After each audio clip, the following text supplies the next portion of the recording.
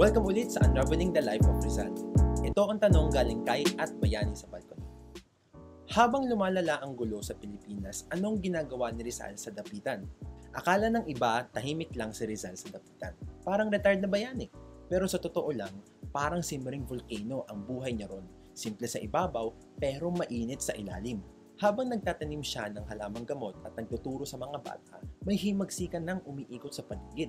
Naitatag ang katipunan, umiinit ang kalagayan sa Cuba, at unti-unting nabubuo ang global na diwa ng revolusyon. Nagbago rin ang pananaw ni Rizal.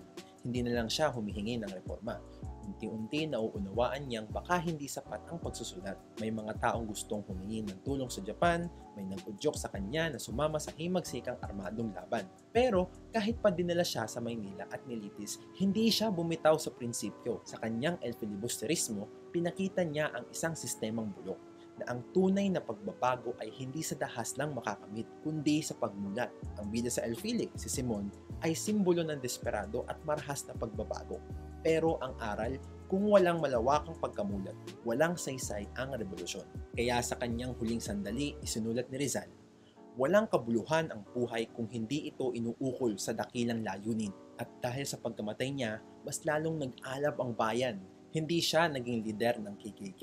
Pero ang kanyang pagkamatay ang naging gasolina ng pagkilos. Siya ang naging tanong sa konsensya ng bayan, saan ka lulugar? Sa takot o sa laban? Sa dapitan man o sa bagong bayan, si Rizal ay laging bahagi ng paglalaban. Salamat sa pagsama sa seryeng ito. Hanggang sa susunod na yugto ng ating pagmulat.